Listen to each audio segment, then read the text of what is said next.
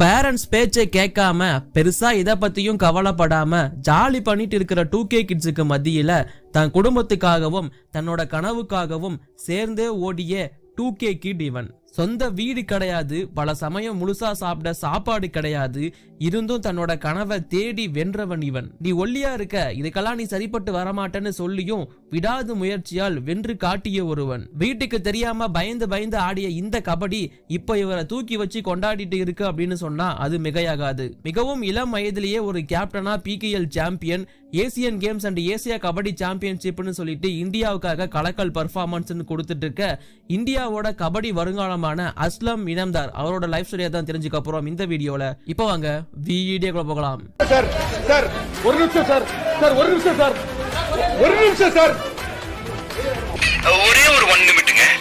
Hello every friends, 1 minute please. So friends, நான் first போட்ட life story Sachin தன்வரோட life story. அதற்கு அந்த அளவுக்கு பெரிய சப்போர்ட் வரல. நார்மலா நம்ம வீடியோஸ் போற வியூஸோட கம்மியா தான் போயிருந்துச்சு. பட் அதற்கு கீழே கமெண்ட்ஸ் நல்லாவே கொடுத்துருந்தீங்க. அதுல நிறைய கமெண்ட்ஸ் வந்திருந்தது. இந்த டைம் PKL சாம்பியன்ஷிப் அடிச்சிருந்த கேப்டனான அஸ்லம் இனாம்தாரோட கமெண்ட் தான். ஸோ அதனால தான் அவரோட ஸ்டோரி இப்போ கொண்டு வந்திருக்கேன். அடுத்து எந்த பிளேயரோட ஸ்டோரி போடலாங்கிற கமெண்ட்டையும் மறக்காம கீழே சொல்லிடுங்க. அண்ட் அந்த like button, subscribe button click பண்ணிட்டீங்கன்னா அது எனக்கு ஒரு மோட்டிவேஷனலா இருக்கும் இந்த மாதிரியான வீடியோஸ் கண்டினியூஸா போடுறதுக்கு. இப்போ நாம அஸ்லம் இனாம்தாரோட லைஃப் ஸ்டோரிக்குள்ள என்ட்ரி ஆவோம். 23 பிப்ரவரி 2000 பிறந்திருக்காரு அஸ்லம் இனாம்தார். மகாராஷ்டிரால இருக்கிற தக்லிபான் அப்படிங்கிற ஒரு கிராமத்துல தான் பிறந்திருக்காரு இந்த அஸ்லம் இனாம்தார். இவர் ஒரு 2K கிட் தான். அவர் பிறந்த வருஷத்தை வச்சு நீங்க எல்லாருமே தெரிஞ்சிருப்பீங்க. பட் அவரோட வளர்ந்த விதம் அப்படிங்கிறது 2K கிட் மாதிரி கிடையாது. ஒரு இன்டீரியர் வில்லேஜ்ல தான் இவரோட லைஃப் அப்படிங்கிறது ஸ்டார்ட் ஆயிருக்கு. அங்கதான் பிறந்திருக்காரு அஸ்லம் இனாம்தார். ஆரம்பத்துல இருந்தே கபடி மேல பெரிய இன்ட்ரெஸ்ட் அப்படியே சின்ன வயசுல இருந்து பார்த்து அப்படிலாம் கிடையாது. ஆரம்பத்துல பெருசா கபடினா என்னன்னு தெரியாம இருந்த ஒரு பையன் தான் இந்த அஸ்லம் இனாம்தார். கபடி மேல பெருசா இன்ட்ரெஸ்ட்டுமே இருந்தது கிடையாது. ஸோ சின்ன வயசுல எல்லாருமே சேர்ந்து பசங்க கூட ஆடிட்டு இருப்போம்ல, விளையாடிட்டு இருப்போம்ல, அப்படிதான் விளையாடிட்டு இருந்திருக்காரு. பட் இவரோட அண்ணன் ஒருத்தர் இருக்காரு, அந்த வீட்டுல பெரிய பையன் ஒருத்தர் இருக்காரு. இவர் வந்து சின்ன பையன். ஸோ இவரோட அண்ணன் வந்து காலையிலயும் சாயந்தரமும் எங்கேயோ போறத வந்து நம்ம தம்பி அஸ்லாம் வந்து நோட் பண்றாரு. அப்படி நம்ம அண்ணன் எங்க தான் போவான் அப்படிங்கறத தெரிஞ்சுக்கலாம்னு சொல்லிட்டு அண்ணனை ஃபாலோலாம் பண்றாரு. பட் இருந்தாலும் அவ்வளோ ஈஸியா அண்ணன் எங்க போறான் அப்படிங்கறத கண்டுபிடிக்க முடியல. காரணம் இவனுக்கு தெரியக்கூடாதுன்னு சொல்லிட்டு தான் அண்ணன் போற. அண்ட் சம்டைம்ஸ் இவன் பின்னாடி வரத வந்து அவங்களோட அண்ணன் பார்த்துட்டு வரான். பார்த்துட்டு இவன் வரான்னு தெரிஞ்சுட்டு வேற இடத்துக்கு எங்கேயாச்சும் போயிட்டு வரான். ஸோ அந்த மாதிரி நிறைய இடத்துல மிஸ் பண்ணிருக்காரு நம்மளோட அஸ்லாம் வந்து அவங்களோட அண்ணனை. ஸோ அவங்க அண்ணன் அப்படி கடைசியா எங்க போறாருங்கிறத அப்படி இப்படின்னு தேடி கண்டுபிடிச்சிட்டாரு. அவங்க அண்ணன் வேற எங்கேயும் போல, கிரவுண்டுக்கு போயிருக்காரு. அந்த வில்லேஜ்ல வந்து ஒரு இடம் வந்து கிரவுண்டுன்னு சொல்லிட்டு இருக்கான்.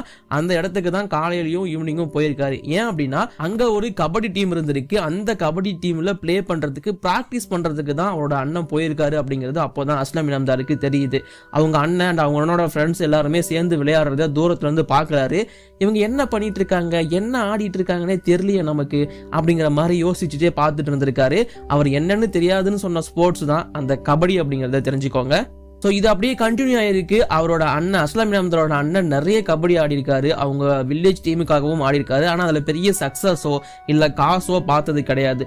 ரொம்ப ரொம்ப லோயர் மிடில் கிளாஸ் ஃபேமிலி தான் இந்த அஸ்லாம் இனாம்தாரோட ஃபேமிலி. சாப்பாட்டுக்கே கொஞ்சம் கஷ்டப்படுற அளவுக்கு தான் அவங்க அப்பா மட்டும்தான் சம்பாரிச்சு போட்டுட்டு இருக்காரு. அதனால கொஞ்சம் லைஃப் அப்படிங்கிறது ரன் ஆயிட்டு இருக்கு.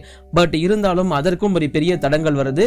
2011 அஸ்லாம் இனாம்தாரோட அப்பா தவறிடுறாரு, அதாவது இறந்துடுறாரு. ஸோ அதுக்கப்புறமா ப்ரெஷர் அப்படிங்கிறது இன்னுமே ஐயாவது அஸ்லாம் இனாம்தார் அண்ட் அவரோட அண்ணனுக்கு. அவங்க அண்ணன் கபடி ஆடிட்டு இதுக்கப்புறம் இருக்க முடியாது அப்படிங்கிற சுச்சுவேஷன் ஏற்படுது. அவங்க அண்ணன் வந்து கண்டிப்பா வேலைக்கு போக வேண்டிய சுச்சுவேஷன். காரணம் அப்பதான் வீட்டுல சாப்பாடு கிடைக்கும் அப்படிங்கறதுனாலதான். என்னடா அஸ்லாம் இனாம்தார் கதையை சொல்றானா அவங்க அண்ணன் கதையை சொல்லிட்டு இருக்கீங்களேன்னு நீங்க கேட்கலாம். பட் நீங்க அதை தெரிஞ்சுக்கிட்டே ஆகணும். அப்பதான் அஸ்லாம் இனாம்தாரோட கதை உங்களுக்கு புரியும் அப்படிங்கிறதுக்காக தான் சொல்லிட்டு இருக்கேன். ஸோ இந்த மாதிரி வீட்டு சும்மா அதிகமாகுது. அவங்க அண்ணன் கபடி ஆடுறது கம்மி பண்ணிட்டு வேலைக்கு போக ஆரம்பிக்கிறாரு. வேலைக்கு போயிட்டு வந்து மிச்சம் இருக்கிற டைம்ல தான் அந்த கபடி அப்படிங்கிறத ஆடிட்டு இருக்காரு. பட் இருந்தாலும் அதில் பெரிய சக்சஸ் இல்லை அப்படிங்கிறதுனால அது மேல அவர் பெருசா இன்ட்ரெஸ்ட் காட்டல. பட் இவரை பார்த்து அஸ்லாம் இனாம்தாருக்கு கபடி மேல ஒரு இன்ட்ரெஸ்ட் வந்திருக்கு. ஸோ அந்த சமயத்துல இவர் கபடி ஆட ஆரம்பிச்சிருக்காரு அஸ்லாம் இனாம்தார். பட் அவரோட அண்ணன் கூப்பிட்டு வச்சு அவர்கிட்ட சொன்னது ஒண்ணுதான், தம்பி உன்னை விட நான் நிறைய கபடி ஆடிட்டேன், அதுல பெரிய சக்சஸ் நான் பார்க்கல, இப்ப நமக்கு அப்பாவும் கிடையாது, நாம வாழணும் அப்படின்னா நீ படிக்கணும்டா, படிச்சாதான் நமக்கு சக்சஸ் கிடைக்கும், படிச்சாதான் நாம சாப்பிட முடியும் அப்படிங்கிற மாதிரி அட்வைஸ் பண்ணியிருக்காரு. அதனால நீ ஸ்கூலுக்கு போ, கபடிலாம் ஆடாத அப்படிங்கிற மாதிரி அட்வைஸ் பண்ணியிருக்காரு அஸ்லாம் இனாம்தாரோட அண்ணன். பட் இருந்தாலும் அஸ்லாம் இனாம்தாருக்கு அதெல்லாம் புரிஞ்சுக்கிற வயசோ அதை கேட்டு நடந்துக்கிற ஒரு மெச்சூரிட்டியே கிடையாது. ஏன்னா சின்ன பையன் இல்லையா, அதனால சோ அண்ணனுக்கு தெரியாம எப்படி கபடி ஆடலாம் அப்படிங்கறத தான் தலைவன் பார்த்துட்டு இருந்திருக்கான். சோ அதனால காலையில அவரோட அண்ணன் கிரவுண்டு போறதுக்கு முன்னாடி அஸ்லாம் இனாம்தார் கிரவுண்டுக்கு போயிட்டு வரான். அங்க போய் கபடி ஆடிட்டு இருப்பாராம். அவங்க அண்ணன் வராருன்னு தூரமா தெரிஞ்சுட்டாருன்னு வச்சுக்கோங்களேன், இவர் பின்னாடி கேட்ல குதிச்சு வெளியே ஓடிட்டு வரான். அதாவது கிரவுண்டோட பேக் சைடு வந்து எகிரி குதிச்சு வீட்டுக்கு போயிட்டு வரான். ஈவினிங்கும் அதே தான், அண்ணன் வரதுக்கு முன்னாடி கிரவுண்டுக்கு போயிடுவாரு, அண்ணன் வரும்போது கிரவுண்ட்ல இருந்து வீட்டுக்கு வந்துடுவாரு. இப்படிங்கிறதா ரொட்டீனா போயிட்டு இருந்திருக்கு. அண்ட் சம்டைம்ஸ் அவரோட அண்ணன் வந்து இவர் பிளே பண்றதை பார்த்துட்டு வரான். அப்படி பார்த்துட்டாருன்னா என்ன நடக்கும் தெரியுமா, வீட்டுக்கு இவரை இழுத்துட்டு வந்து அஸ்லாம் இனாம்தாரை வீட்டுக்கு இழுத்துட்டு வந்து பயங்கரமா திட்டு வரான். அண்ட் சரியான அடி விழும் அஸ்லாம் இனாம்தாருக்கு அவங்க அண்ணன் கிட்ட இருந்து. காரணம் கபடி ஆடக்கூடாது நீ படிடான்னு சொல்ற ஒரு ரீசன் தான். எல்லார் வீட்டையும் நடக்கிறது தான். வழக்கமா பேரண்ட்ஸ் அடிப்பாங்க, இங்க அவரோட அண்ணன் அடிச்சிருக்காரு. காரணம் கஷ்டப்பட்டு இருக்கிறது அவங்க அண்ணன் தான் அந்த வீட்டை பொறுத்த வரைக்கும். இதெல்லாம் பார்த்துட்டு இருக்க அஸ்லாம் இனாம்தாரோட அம்மாவும் பெருசா எந்த ஒரு கேள்வியுமே கேட்க மாட்டாங்க. ஏன்னா வீட்டோட சூழ்நிலை அப்படிதான் இருக்கு. அப்படி இவர் என்னதான் கஷ்டப்பட்டுட்டாரு, இந்த ஃபேமிலி என்னதான் கஷ்டப்பட்டுருச்சு அப்படிங்கிற விஷயத்துக்குள்ள வரேன். அதை முடிச்சுட்டு நான் அவரோட கபடி லைஃபுக்குள்ள என்ட்ரியா வரேன். ஸோ அஸ்லாம் இனாம்தாரோட ஃபேமிலி வசிச்சுட்டு இருந்தது, அதாவது தங்கிட்டு இருந்தது அவங்களோட சொந்த வீடு கூட கிடையாது. தெரிஞ்சவங்க வீட்டில் கொஞ்சமா இருக்கிற காசை கொடுத்துட்டு தான் தங்கிட்டு இருந்திருக்காங்க. ஸோ அப்படி இருக்கிறப்போ அந்த வீடு அவங்க வீடே கிடையாது. முழுசா 3 வேளை சாப்பிட்றது அப்படிங்கிறது அரிதான ரொம்ப ரொம்ப ரொம்ப அரிதான ஒரு விஷயமா தான் இருந்திருக்கு. அண்ட் நல்ல சாப்பாடும் பெருசா கிடைச்சிடாது. அவங்க அண்ணன் வேலைக்கு போறாரு. அண்ட் அவங்களோட அம்மா வந்து பாத்தீங்கன்னா கூலி வேலை செய்யறாங்க. வீட்டுக்கு போயிட்டு வீட்டு வேலை செய்வாங்கல்ல, அந்த மாதிரி ஒரு வேலை. அவங்க அண்ணன் வந்து கூலி வேலை. அண்ட் அவங்க அண்ணனுக்கு ஒரு சமயத்துல வந்து பாத்தீங்கன்னா போலீஸ் ட்ரைனிங் அப்படிங்கிற வாய்ப்பு கிடைக்குது, போலீஸ் வேலை. ஸோ அதற்காக ட்ரைனிங் பண்ண போயிடுறாரு. அப்போ அவர்கிட்ட இருந்து பெருசா சம்பாத்தியம் அப்படிங்கிறது அந்த வீட்டுக்கு கிடைக்கிறதே கிடையாது.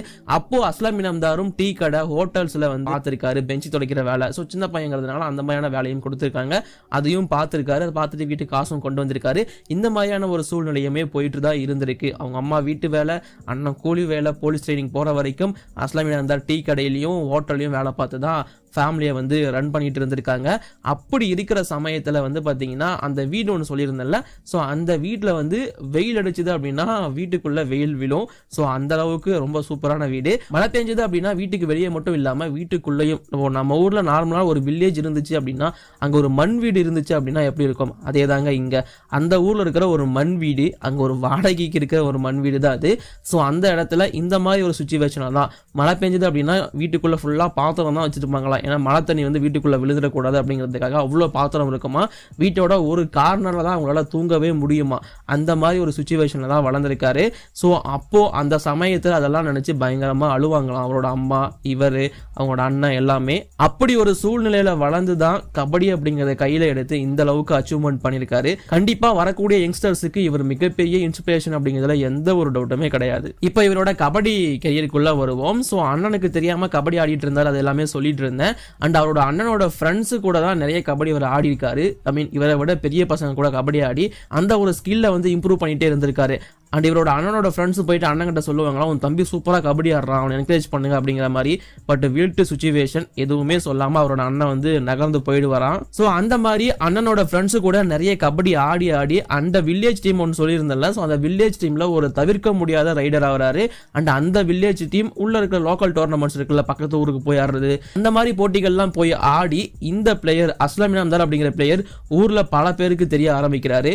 பட் இருந்தாலும் அதனால பெருசாக காசோ அவருக்கு ஃபேமோ அப்படிங்கிறது கிடைச்சிடாது.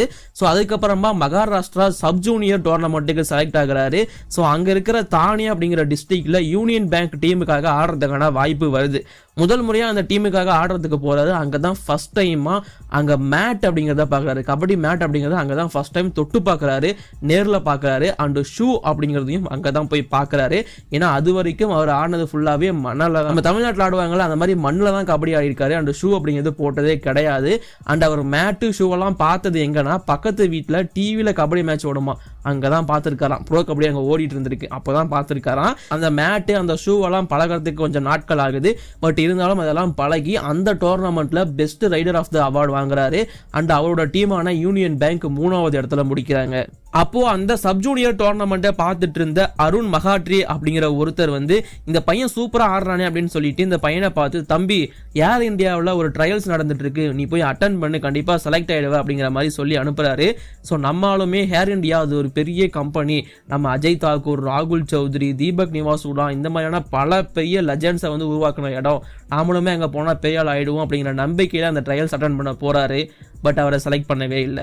காரணம் அஸ்லாம் இனாம்தார் அப்போ வந்து ஏஜ் ரொம்ப கம்மியான ஒரு பையன், அண்டு பார்க்கவும் ரொம்ப ஸ்லிம்மா ரொம்ப ஒல்லியா இருந்திருக்காரு. இப்பயும் அப்படிதான் இருப்பாரு, பட் அப்போ ரொம்பவே ஒல்லியா இருந்திருக்காரு.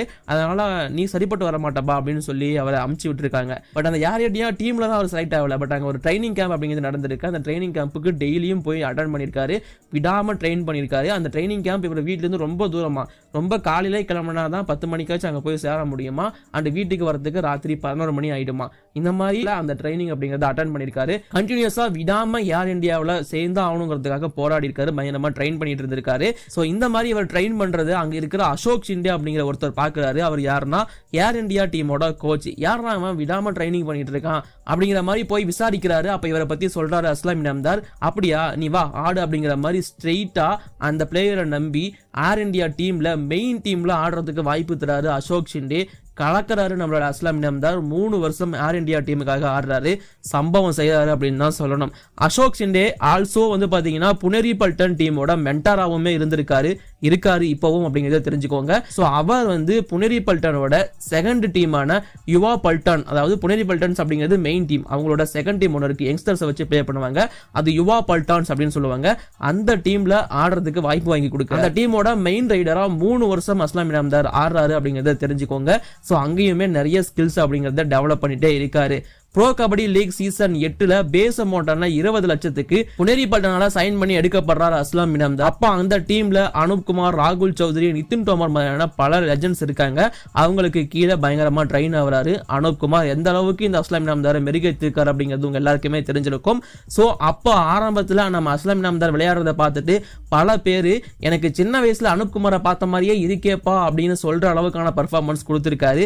PKL 8 நல்ல பர்ஃபார்மன்ஸ் கொடுத்தாரு, 9ல சூப்பர் பர்ஃபார்மன்ஸ் கொடுத்தாரு, 10ல டைட்டில தூக்கிட்டாரு. அதுக்கப்புறமா அவர் எழுதினது ஹிஸ்டரியாவே அமைஞ்சிருக்கு, உங்க எல்லாருக்குமே அது தெரிஞ்சிருக்கும். சோ அஸ்லாம் இனாம்தார் அப்படிங்கிற இந்த யங்ஸ்டர் 24 வயசு தான் ஆகுது. பட் இந்தியாவுக்காக Asian Games and Asia kabaddi championship ரெண்டுத்திலுமே டைட்டில் அடிச்ச டீம்ல இருந்திருக்காரு. ப்ரோ கபடி லீக் டைட்டில ஒரு கேப்டனா வின் பண்ணிருக்காரு. இவர் வந்து கண்டிப்பா இந்திய கபடியோட ஃபியூச்சர் அப்படிங்கிறதுல எந்த ஒரு டவுட்டுமே கிடையாது. நாட் ஓன்லி கபடி பிளேயர்ஸ், பல யங்ஸ்டர்ஸுக்கு இவர் மோட்டிவேஷனலா இருக்க தான் போறாரு. சோ அந்த ஸ்டோரியை உங்ககிட்ட சொன்னதுல எனக்குமே ரொம்ப ஹாப்பியா தான் இருக்கு. அண்ட் இந்த வீடியோ உங்களுக்கு பிடிச்சிருந்துச்சு அப்படின்னா மறக்காம வீடியோவை லைக் பண்ணிக்கோங்க. இப்போதைக்கு இந்த வீடியோ நான் முடிச்சுக்கிறேன். வீடியோ லைக் பண்ணுங்க, ஷேர் பண்ணுங்க, என்னோட உடனடியாக கமெண்ட் சொல்லுங்க. தேங்க்யூ.